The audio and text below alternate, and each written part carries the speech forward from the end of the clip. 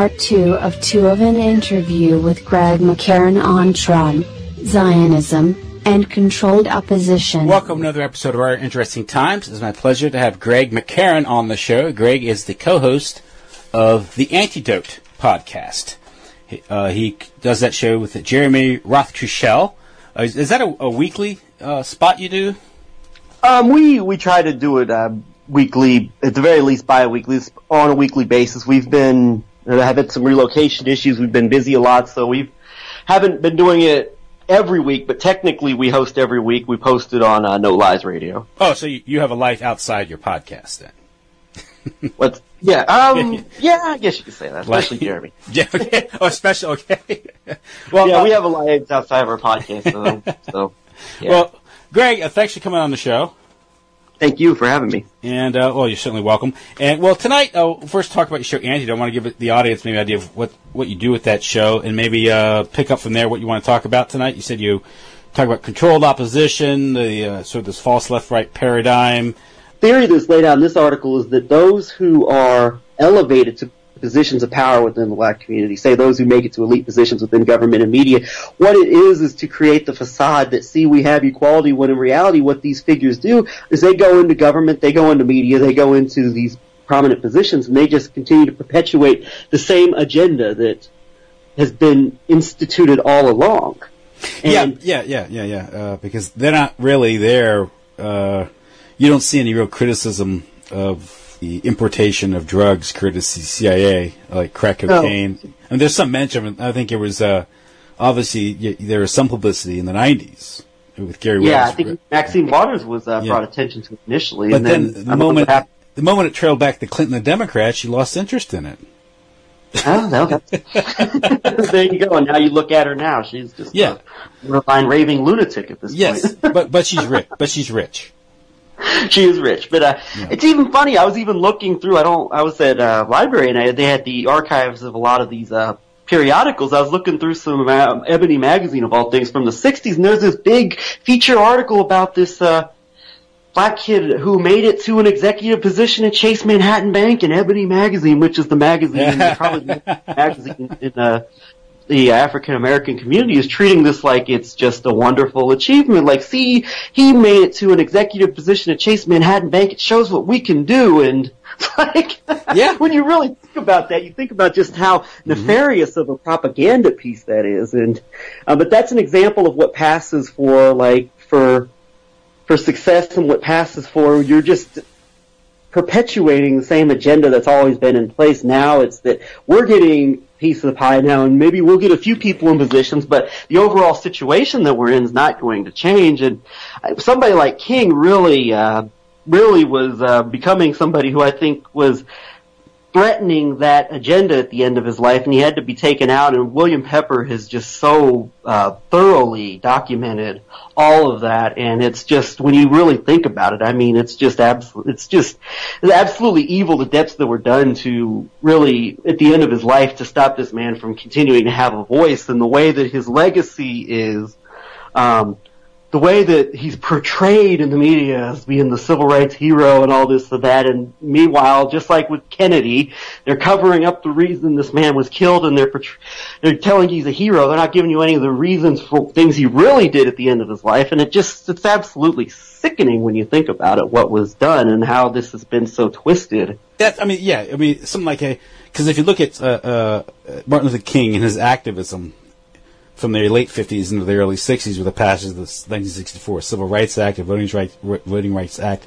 These things are ultimately they legitimize the system, particularly federal power, centralizing power.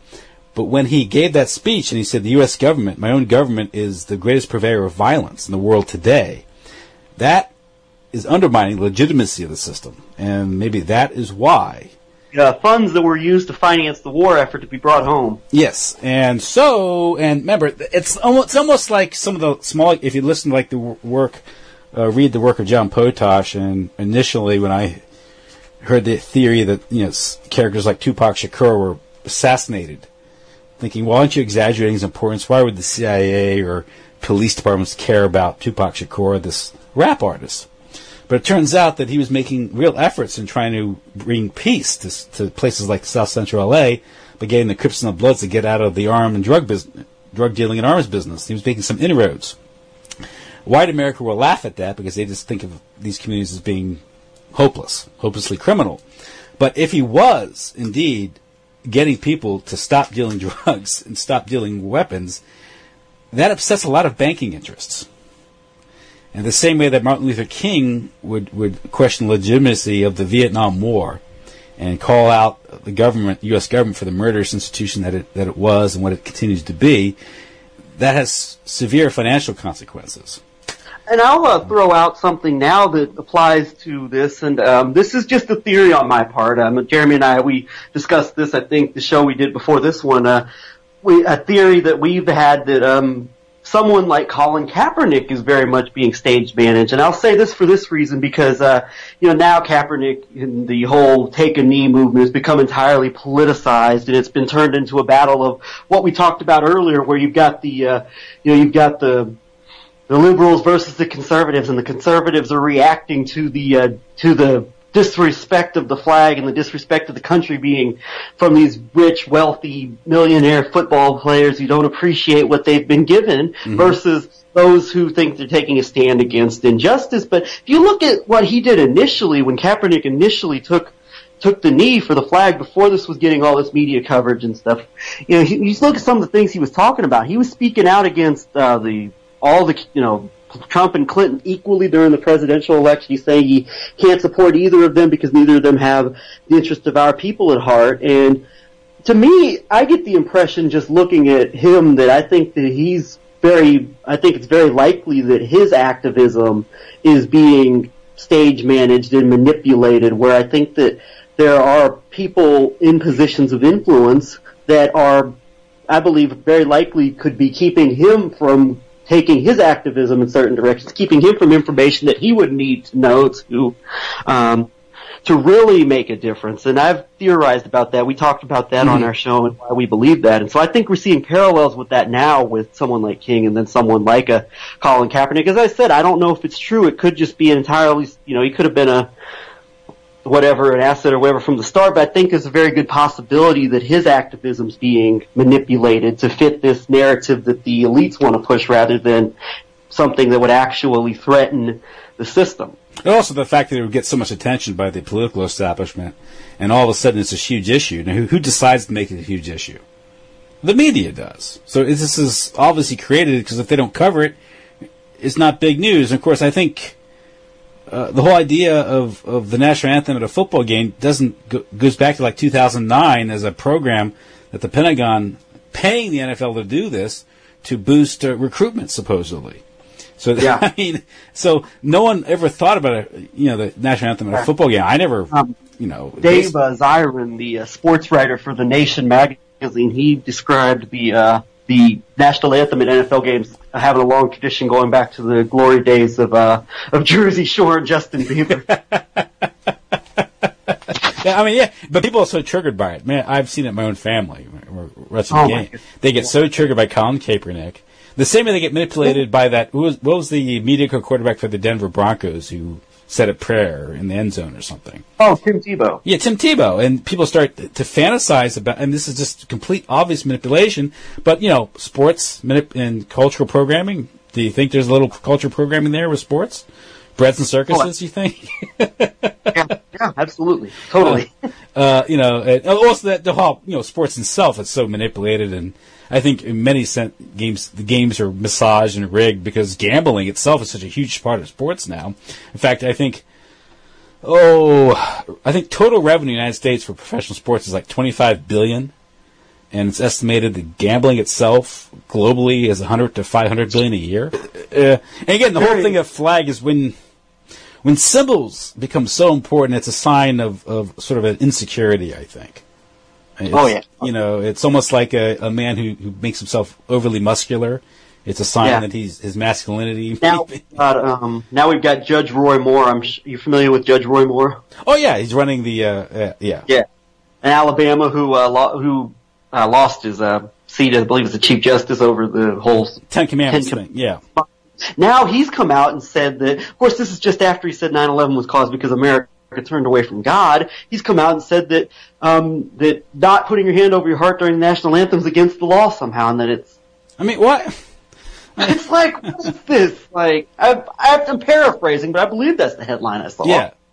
I mean, I remember back in the whole Ten Commandment thing, I generally supported him because I didn't think it was a violation of the First Amendment. I don't believe in that interpretation, Nevertheless, whether... I don't know the case very closely. I just heard about it, but I'm hearing some of the things he's saying now. And it wasn't a violation of the Establishment Clause. My point was, it wasn't a violation of the Establishment Clause. It's a matter of the states to decide. That was my problem with it. But, I mean, what, are you going to arrest people for... But these are the same people who say that they support freedom and they support liberty. Well, I guess they haven't read their Orwell, have they? No, I don't think they have. Or they have just manipulated, completely twisted into something it wasn't. Yeah. But if you read a book of Brian Toohey, where I interviewed him last year about sports and just how it's manipulated, and if you really think about it, in terms of cultural manipulation, social engineering, obviously the promotion of militarism through sports, particularly through the NFL now. I mean, just as 15 years ago, it just wasn't this way. How it's changed, and also goes with the huge contract the NFL has with the Pentagon to promote these things. Just the commercials, the programming, of course, the halftime show, which resembles a satanic ritual now. Everyone is just weird. You have it's the history of professional sports with gambling and organized crime. Mention the Super Bowl real quick. Everybody focuses on how degenerate the halftime shows are, right? Yeah. Meanwhile, I believe at last year's Super Bowl, wasn't it George Bush and James Baker who did the coin toss? Yeah. Well, that's yeah. I mean, everyone loves their football. Oh yeah. And Mike Pence is a patriot. Mike Pence, who sponsored the congressional resolution to get us into the war in Iraq, he's a patriot because he left the football game because the players kneeled or held hands or whatever before the anthem or whatever. It's just such a joke. It's like, and also just the obsession of entertainment and sports. It's that takes up so much oxygen. Sure. I mean, everyone's getting all hyperventilating over who's kneeling and who's not kneeling. Right. They're not worrying about other things. This is but people really get so excited about that. They really get upset about it. Yeah. When there's reasons why there's legitimate reason to be upset about these things, but it's not the reasons they're giving. Oh yeah. I mean, yeah, exactly. And the whole idea of the history of this. If you listen to the full lyrics of the Star Spangled Banner are really problematic, but no one wants to do that. It's an anthem that celebrates war anyway. Sure. But that gets people's emotions flaring. It's war. I mean, it's people always fallen for that.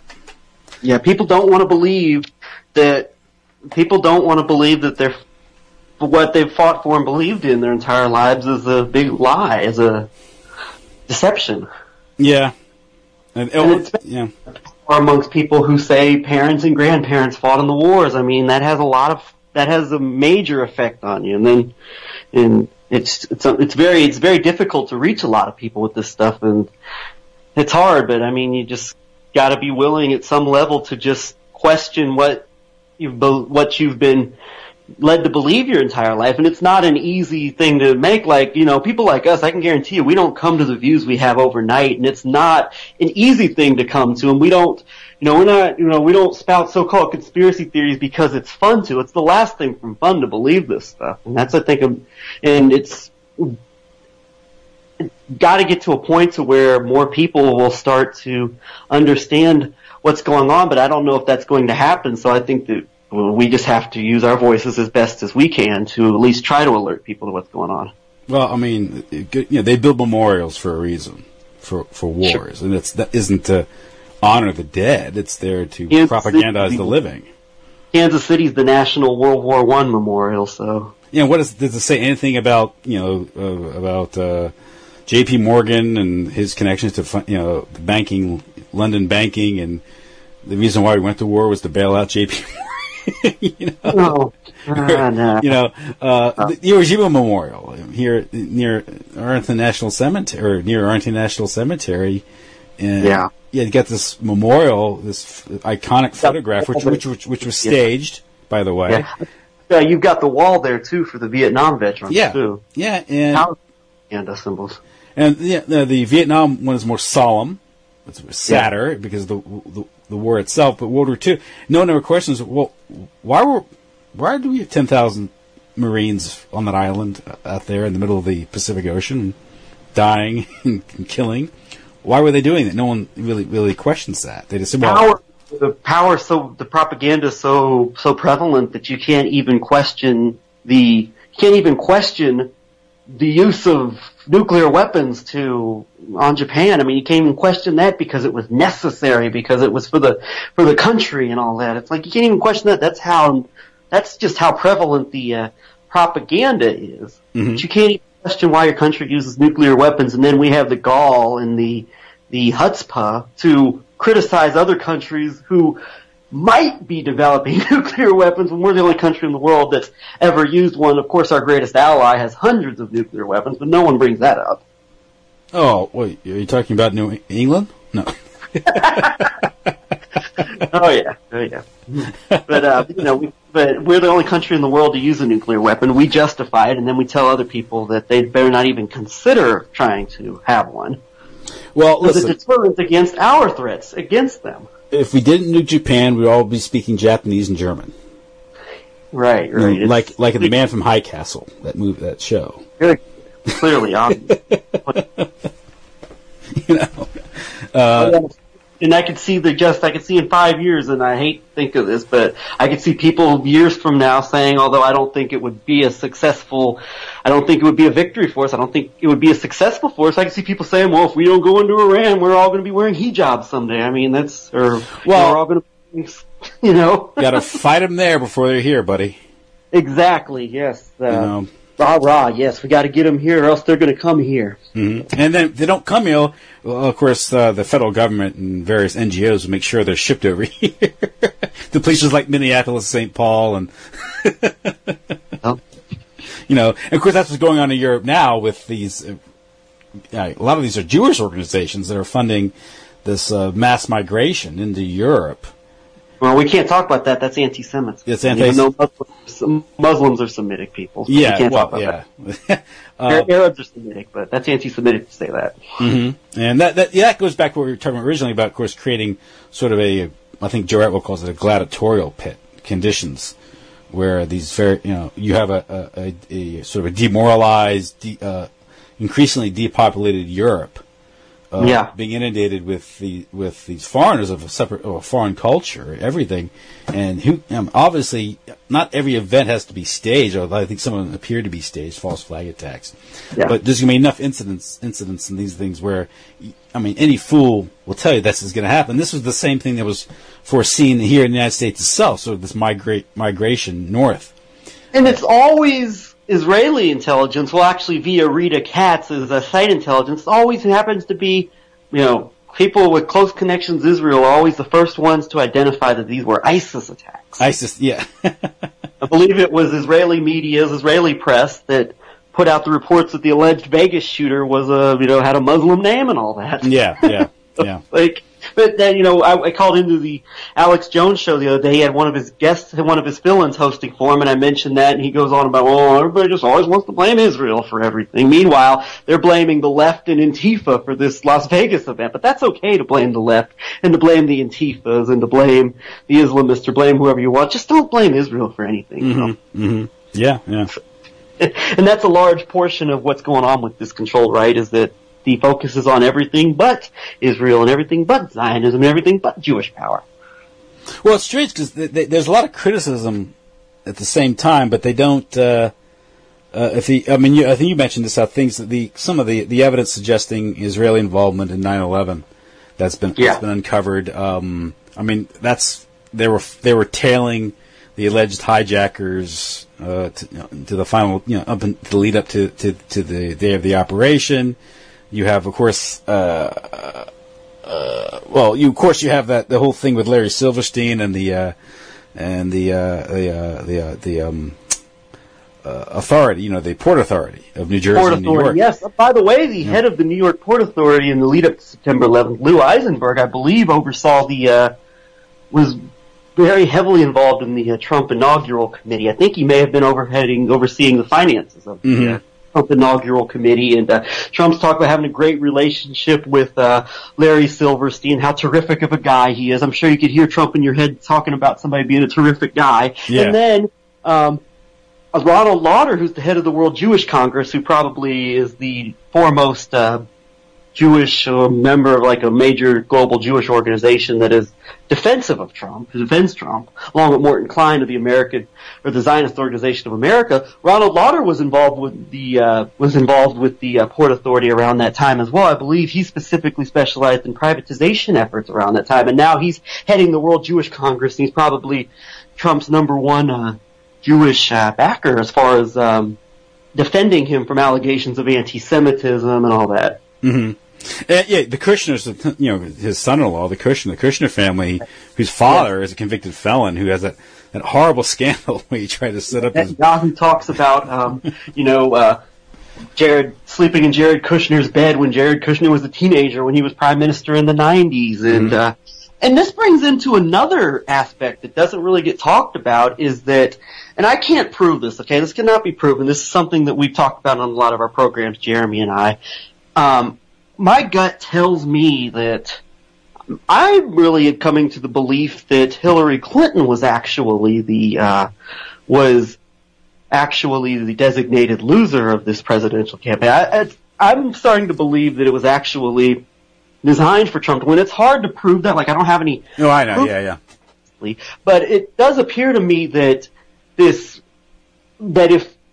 I think that there definitely for sure was, and when you talk about, and this brings into a whole other can of worms, when you talk about Russian collusion in the election and all that, it's obviously the way that the media is painting it obviously is complete BS, obviously, the way that's being portrayed. But when you think about it, there is a connection between prominent figures in Russia, closely associated with Vladimir Putin, and people very close to Benjamin Netanyahu in Israel, and it extends to this media empire here in the U.S. that has been established around sites such as Breitbart and, of course, the Drudge Report, which broke the Monica Lewinsky scandal to hurt Bill Clinton.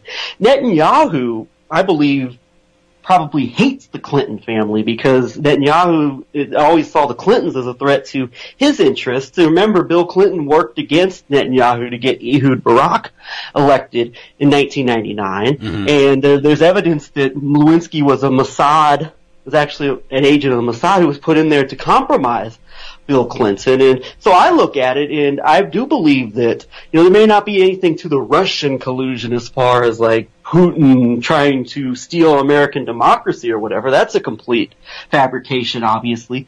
But it doesn't mean that there wasn't interference. And once again, I'm not verifying this as fact, but I think that a strong case could be made that if there was some type of foreign involvement in the American election, it could very well have been Israel in conjunction with a lot of these Republican governments that could suppress certain votes in certain areas. And I do think that should be strongly considered, and I think that there's a lot to that, and a lot of noise was made about Trump potentially being an enemy of Israel during the campaign. A lot of people within the alt-right movement have pushed that narrative that Trump is somehow an enemy of organized Jewish interests, and people like David Duke and Richard Spencer have pushed this narrative that Trump is a threat to the organized Jewish interests and that they're all trying to stop him from getting elected, and he only got a fraction of the vote, when in reality he got about 25% of the Jewish vote, which is more than John McCain received, more than George W. Bush received his first election, the equal amount that George W. Bush received the second time. He won the Orthodox community in New York City, where Clinton was senator, from a 9-to-1 ratio. Mm-hmm. So clearly there was not as much opposition among the Jewish establishment to Trump as has been made out to be. Yeah. And now with Trump, with any election, I would have to assume there has to be a lot of foreign interest in a U.S. election. The same way the U.S. has involved itself in every election it receives. in its own way. I mean, but yeah, I mean, especially the financial ties of New York and London, particularly going back to the rape of Russia in the 90s. And I mean, there's Trump, there's talk about some of Trump's these condominiums or hotels where a lot of Saudi money is laundered through there. Trump will be able to sell condominiums for a high price. And that's one way. Real estate is a great way to launder money. In the same way that the casinos are. So, I mean, a lot of transactions can occur just below the radar, which the media doesn't seem to be too curious about. They'd rather focus on what part of the female anatomy that Trump is bragging about grabbing or something. When you think about that, I think that probably when you consider all of like the American Jewish Zionist establishment, when it comes to like these elite power players, I don't think you can find a more bloodthirsty, more passionately bloodthirsty supporter of Zionism and the Jewish state of Israel than Sheldon Adelson. And of course, Sheldon Adelson gave, how much did he give to Trump? I think he gave the biggest inaugural gift to any inaugural campaign in American history. And once again, where does he come from? He comes from the casino community, the same place that Donald Trump comes from. And it's just, these are like the most hardline supporters of Israel Zionism. It makes the politicians in D.C. and many of the media elites just look dovish on this whole matter. Yeah, he's kind of like the right-wing analog to, what's that guy, Haim Sabin or something, that media mogul? And Sheldon Adelson are very similar, just like George Soros and the Koch brothers are increasingly George Soros and Robert Mercer, who appears to be the major benefactor behind Steve Bannon's efforts. Mercer, now, what's his? Is he in Las Vegas?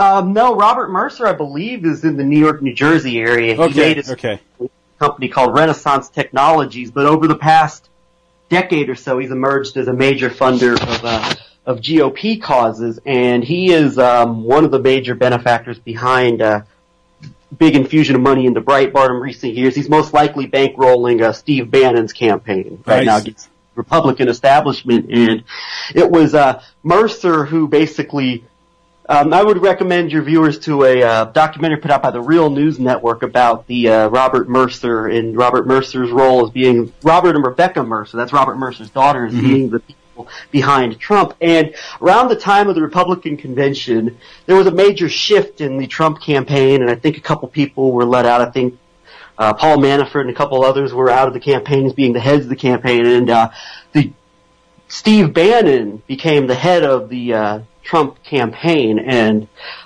David Bossie was very closely connected with him, and Kellyanne Conway, who was the current, I forget what her role is in the administration now, they were placed in the primary positions of controlling the campaign. And this came with the major infusion of money from this Robert Mercer. And what these people all have in common is they're all connected to the Council for National Policy, which is the secretive conservative group which basically controls the right wing of the Republican Party. This is another area that Nick Spiro has been very, very thorough in documenting the history of. Yeah, it's supposed to be like the anti-CFR, but if you examine it, it's infiltrated by the CFR.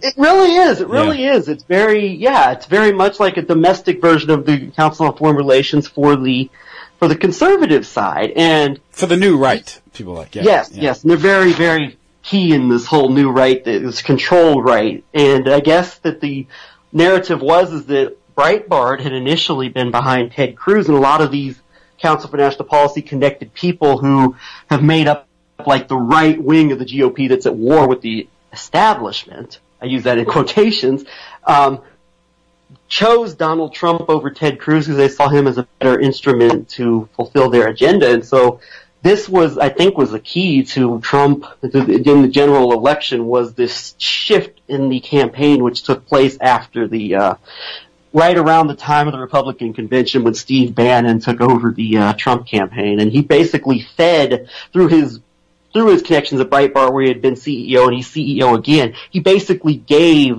Donald Trump to the part of the conservative base that was still somewhat skeptical of him. I believe that. Mm-hmm. Over the last 5 years, he's just completely been made from a social liberal into a grassroots conservative hero. Mm-hmm. Of even social conservatism, which is such a joke when you look at his history. No, yeah. I mean, yeah. And, of course, Obama is getting another example, a great example of one of these black guys who are, catapulted to the top to make everyone feel good, make the black community feel good. But then, Go ahead. But if you look at the employment rates, crime, incarceration, same thing under the Clintons. And if you're familiar with the work of Catherine Austin Fitts and the privatization of the prison system and the role that played in destroying certain communities for subsequent gentrification, this is sort of a domestic application of sort of this destabilization of areas to lower the property values. And then you can come in and buy it up at a song. And this was done through a crackdown using the drug war. And the idea is you just go into communities, you seed it with drugs, then you occasionally have crackdowns, you arrest a bunch of people who really can't have lawyers. Usually they're poor and black, so they can't really. So they plea out, they go to prison for a long time, for a few years. In the meantime, their warm bodies fulfill the contractual obligations for these privatized prisons, and as many of them are more or less sold off to slave labor. Because they build the Kevlar materials for the Pentagon. I mean, it's really, and to think, I mean, it's hard to imagine that people actually devising a system like this. But this is what someone with an MBA and a sociopath or a psychopath with an MBA would devise a system like that. And apparently, according to Catherine Austin Fitts, this was sort of, I think this is in her article, The Aristocracy of Stock Profits, how this was a business model that was developed by Dillon Reed, the banking house, Dillon Reed, in conjunction with the Clinton-Gore's plan to reinvent government. And part of reinventing government was the privatization of prisons, which needed the contracts needed certain occupancy rates to be maintained in prisons. And what if prevailing crime rates don't produce the bodies? Well, you go out and you find the bodies, and you do that through these various crackdowns or by seeding these areas with drugs, which, if familiar with the work of Gary Webb and others, why that was being done, not only to fund black operations, but also going back to the days of the Opium Wars, is spreading opium among the masses for to destroy the culture, and also at the same time to opiate society, which Aldous Huxley writes about in Brave New World. I think Cornel West summed it up best about Obama. He was a Rockefeller Republican in blackface. And I think in a lot of ways, Donald Trump actually serves as the hope and change for the right in a lot of ways. Well, yeah. I mean, obviously going into the election, the system itself, again, people are feeling alienated, rightfully so. They're questioning the legitimacy of the political process. Throw a guy up there like Trump, all of a sudden people kind of rope back into it. Yeah. And that's manipulating everyone's emotions. I mean, that'll buy the system a few more years, and then they'll throw someone else up there who will, get them all excited. The same way that Obama provided hope, Did you want to get into the topic of the alt-right for a few minutes? Sure, go ahead. Yeah, okay. So, as I said, in part of a lot of the work and the research and the conclusions that Jeremy and I have come to in analyzing this controlled right, we've had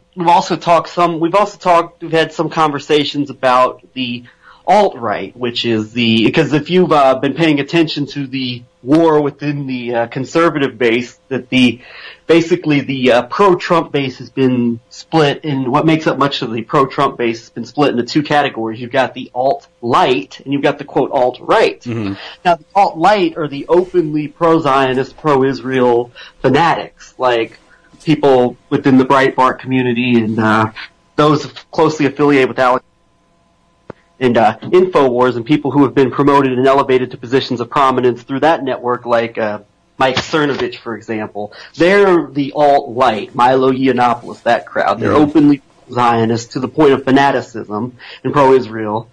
Then you've got the alt-right, and the alt-right is more perceived as being, anti-Jewish and anti-Zionist and openly anti-Semitic, and led by people like Richard Spencer and David Duke, and the Daily Stormer, which is led by Andrew Anglin, which gets all this nonstop, constant media coverage as being like the boogeyman against white supremacism and neo-Nazism in America. I do think a close look at some of these figures within the alt-right, though, shows that this is yet another controlled opposition movement. You mentioned Regnery a couple weeks ago when you're talking about William Buckley and his book, which put him on the map, as it was God and Man at Yale. It was published by Regnery. And you mentioned Regnery is receiving the CIA funding as documented by E. Howard Hunt, I believe, in his memoirs. And turns out, I don't know if you knew this, but Richard Spencer's think tank is the National Policy Institute. It was founded by a member of the Regnery family, William Regnery II, one of the sons of Henry Regnery, the founder of Regnery. And Spencer's been catapulted into the celebrity for the alt-right, and there have been a number of publications that have written about his close relationship with William Regnery II that continues to this day, and all of Spencer's connections, and he's really been made into this media celebrity, much like Andrew Anglin and the Daily Stormer, and of course David Duke. And I find David Duke to be a particularly interesting figure. I've talked we and Jeremy have focused quite a bit on him, and I believe it's important to understand what it appears that David Duke represents when you really take a really critical look at his past and what he advocates for. I'll just lay it out real quick with David Duke. He, his first foray into the national scene was as a student at LSU, where he wore an SS uniform and held up a sign saying, "Gas the Chicago 7." I think that's when he first got national publicity, was holding up a sign saying, "Gas the Chicago 7," wearing an SS uniform. From there, he goes over to Southeast Asia during the Vietnam War, where his father is stationed as I believe a contractor for the U.S. Agency for International Development, USAID. Well, that's very interesting. Notorious organization as far as criminality. Didn't Barack Obama's mother also work for AID? It's, I believe she did. She was definitely at the very least affiliated with the CIA in some capacity. I'm not sure if it was USAID or not. May have been, but anyway, Duke's official capacity was teaching English to Laotian, to anti-communists in Laos who were fighting the Viet Cong. But actually, David Duke's campaign biography that was published for support his campaign for governor of Louisiana in 1991, it was written in that David Duke flew flights for Air America, which of course is a notorious drug smuggling operation, the drug running operation. Now, this hasn't been verified, and there were people who actually came out who claimed to have flown for Air America who say he never did, and that was published in some mainstream publications. I believe this was used as a means to prove his patriotism and his service to the country. My question is, if you're trying to prove your service and your patriotism, why would you just happen to pick to promote an organization that was notorious for, drug running operations, as what you did during the Vietnam War? And I honestly can believe that he did it. There's no proof that he did, but I can believe it. And it's just interesting that he selected Air America, of all things, to put in his campaign biography for governor. Yeah. And then from there, and I mean, as far as records goes, there wouldn't be any. I mean, Air America was a cutout for CIA. I guess whether it's through sheep dipping or something, I don't know. But he's claiming that, but he hasn't produced anything to prove. But then again, you might not have anything to prove working for an operation like that. And then from there, he goes on to be the national head and the face of the Ku Klux Klan, the Grand Wizard of the National Ku Klux Klan, which has been well documented as being filled with feds and Fed agents of all types. Yeah. And Dave Emery, there's a radio host named Dave Emery who's done has done a number of programs documenting elements of David Duke's past. You go into YouTube and you type in Dave Emery, E-M-O-R-Y, David Duke, you could find some of the programs that he's done. And he talks about in one of his programs how there was a book written about the Ku Klux Klan, I believe, back in 1978. I've never been able to access this book, but in this book, I guess the writer of the book, who did a number of interviews with Klan members and spent time with members of the Klan, came to the conclusion that he was likely an FBI informant, and she based it on the fact that while his other fellow Klan members were going down and going to prison for various things. He always managed to get off. And I guess he also managed to visit the UK and get out scot-free despite having the UK government and Scotland Yard wanting to keep him out. And so this writer of this book came to the conclusion that he was likely an FBI informant. And from there, Duke, have you heard of Operation Red Dog before? I've heard of it. This is okay. Is that like PatCon or something? It was an aborted effort, and it was by right-wing, far-right, like paramilitary, to overthrow the government of Dominica, which was, of course, in the Caribbean, and that, I guess, would be a precursor to set off a lot of the Reagan administration's actions in Central America. Mm-hmm. And this was 1981. Duke was the financial money man who was putting together the financial elements of this operation. So this was claimed to be like a freelance operation? It's a good question. It was offshoots outside of the government, I'm sure, with all sorts. So it's like the Safari Club and these like private citizens were going to overthrow a government. That's my understanding of it. And closely affiliated with Duke was a man named Don Black, who was a ally of his within the Klan, who went on to found the Stormfront website, which for years has been the most prominent white nationalist website.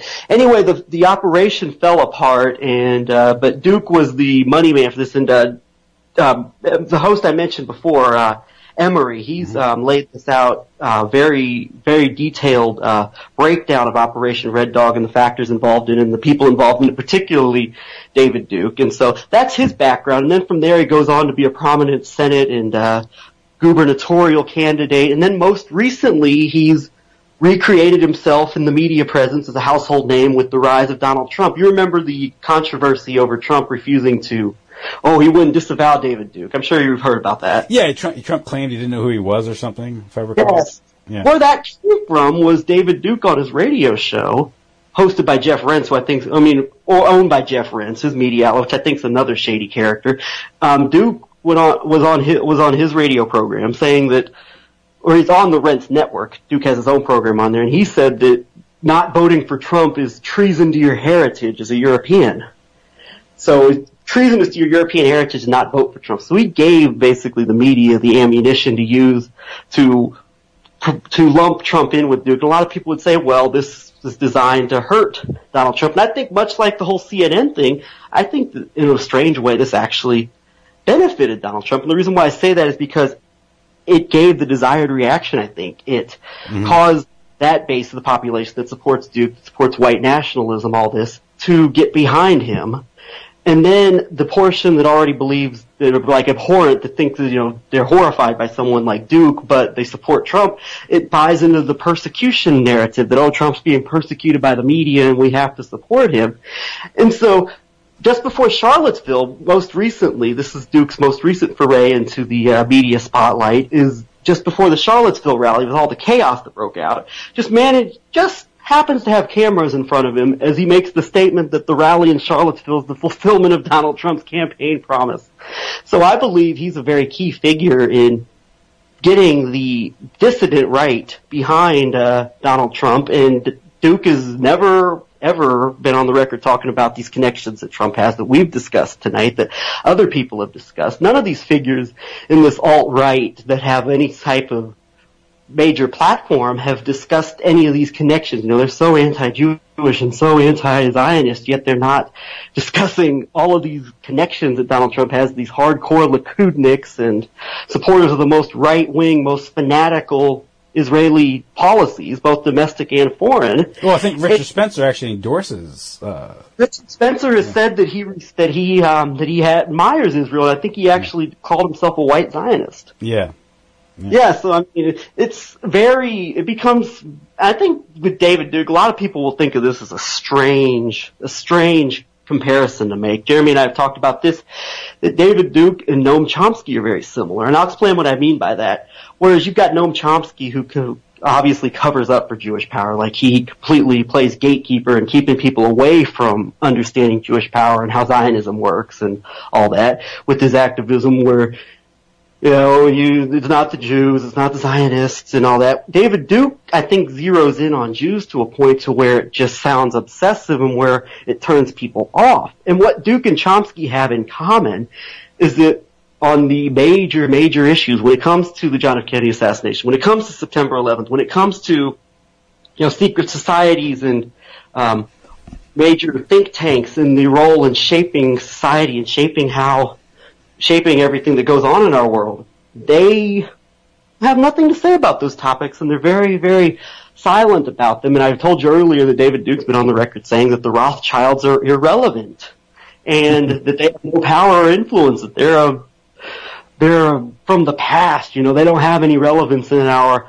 modern era. And so I think that understanding someone like David Duke, and I could be wrong about this, it would be interesting to actually hear him address these issues. I've tried to talk to him on Twitter, but he blocked me pretty quickly. I think that understanding someone like this, I think, is very important, understanding how our system in general works, because if you can understand how those portraying themselves as the opposition operate, then I think you've got a pretty good understanding of how the system in general operates. Yeah, the Joe Atwell's concept of the lifetime actor, I think, is a good point of analysis. Exactly when I think of people like Duke and Noam Chomsky and Donald Trump, for that matter, I think of the concept of the lifetime actor. I think that's a very apt description. Yeah. And this, what you're saying is some of the more off-putting or offensive criticism of organized Jewish power, which does indeed exist, and it is a factor in the power structure. It tends to delegitimize legitimate criticism of AIPAC. Yeah.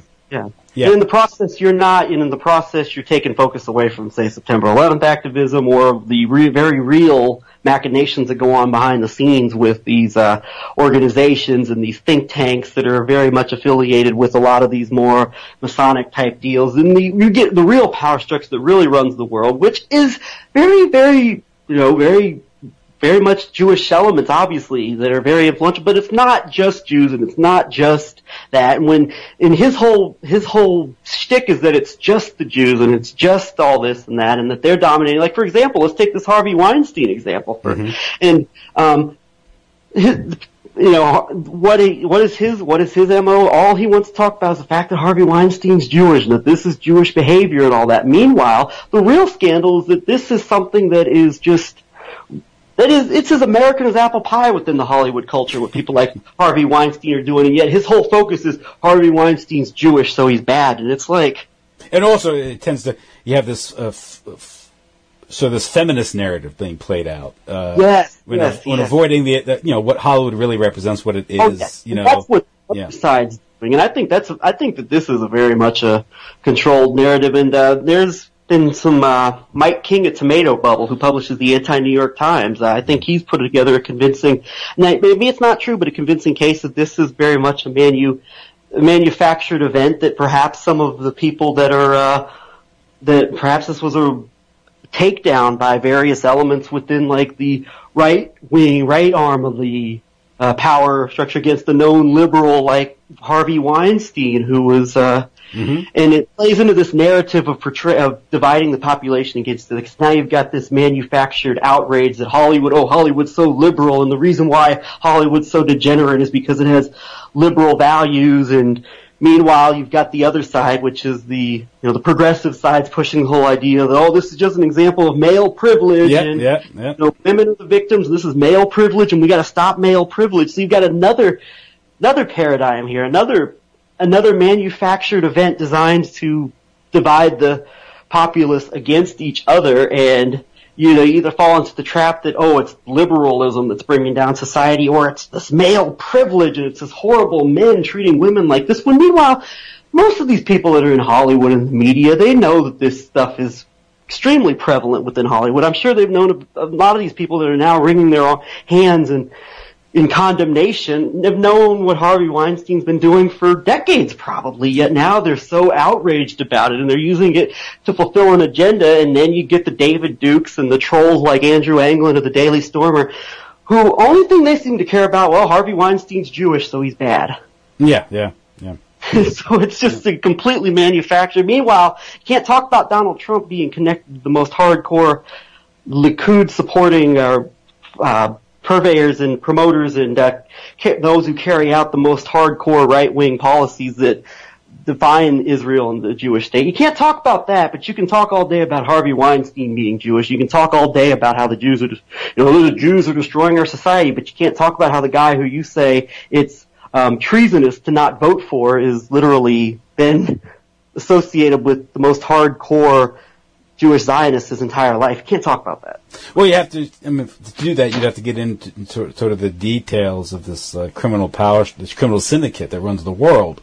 I think the goal of someone like that is to keep people away from really understanding how it works. That's what I believe. It's the same way that the Monica Lewinsky scandal was used as a diversion, the sex to not look into Mena, Arkansas, and the Clinton's real. I mean, Clinton probably was guilty of rape. It was probably dead. But the point is, same thing with the the guy down in Florida and Epstein, and that does, I think, it does reveal sort of a blackmail operation, human compromise system. That's kind of It's so interesting how the Trump base makes it all about Hillary Clinton, while they either ignore altogether or they completely dismiss Trump's decades-long friendship with Epstein. It's just funny how that works. And, Trump's going to get rid of the pedophilia, yet Trump has been openly in negotiations with the head of DynCorp, which has been directly linked to child trafficking, to oversee a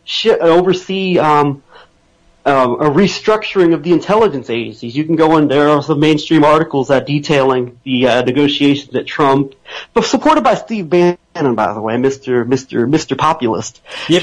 They want to bring Feinberg from DynCorp, CEO, to help structure the intelligence agencies. It's much like having Eric Prince come in and privatize the military effort in Afghanistan, which doesn't appear that's going to be the case now, at least at the moment, but we're going to get the pedophiles out. We're working with the head of DynCorp, and we're going to have an America First non-interventionist foreign policy, yet we're working with the head of Blackwater. Yes. Now Prince is talking about running for Congress, and he has the full backing of Steve Bannon and Breitbart. Eric Prince, yeah.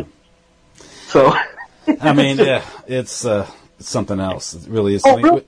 One thing that's interesting is you mentioned, the whole Lewinsky thing with Clinton and how that dominated the headlines. What he did not do, what was sex, what wasn't sex, and these things. Well, of course, Ken Starr, the special prosecutor who focused on the investigation and went through these, when he deposed Monica Lewinsky and Clinton, went through excruciating detail about what was sex, what wasn't sex, and the whole nation is... Depends on what your definition of is and subjected to that. Of course, the whole time, the whole investigation, the Whitewater, and this, of course, if you investigate Whitewater and the financial shenanigans going on in Arkansas in the 1980s, opens up the Mena, Arkansas scandal, which exposes the Bushes, the CIA, and the cocaine smuggling with Barry Seal and all that stuff. He didn't investigate any of that, of course. Now, Ken Starr, from what I understand, was the assistant to William French Smith, the Attorney General, who wrote the memorandum of understanding with the CIA that gave them the green light to not the case officers to ignore drug dealing in a run-up into the dirty wars in Central America.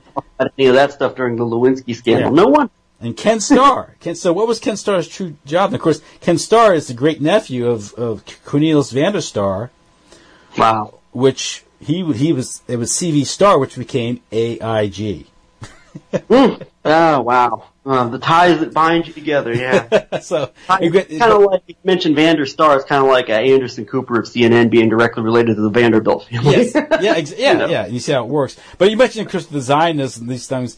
They want the sensationalists, this ravening anti-Semites, borderline Nazis criticizing Jews, because the Jews want to promote that. Jewish organizations want to promote that, as opposed to sort of the sober criticism. It's the same reason why some books you can't get. I interviewed Germar Rudolph, who was the. I've heard of Germar Rudolph. Speaking of which, Ursula Haverbeck, 88 years old, is being convicted of Holocaust denial again. How absurd is that? They're going to ruin an 8-year-old woman's life over an opinion of something that took place 70 years ago. Yeah. Now, he's written a series of these books, very analytical study of scrutinizing the Holocaust narrative, and it is very problematic. Ernst Zundel, who just died. Yeah, there's Zundel. Now, his books are banned at Amazon. Okay, but they're very scientific, rational critique of the narrative, scientific evidence and arguments. I've read his work and talked to the guy. His books you can't get on Amazon, but you can get Alpha Rosenberg's Myth of the 20th Century. You can get the Turner Diaries. You can get so they want that out there, but they don't want the good stuff. I mean, this the reasonable stuff out there because they don't want reasonable critics getting. Have you ever taken time to look at and visit the Daily Stormer website? From time to time, I'm it's just a big old troll site. Yeah. Going on and on about women and about Jews and about just all this stuff, and they've actually pushed a concept called white Sharia law, which I guess is basically women need to live under Islamic law because women are destroying society and all this. So I'm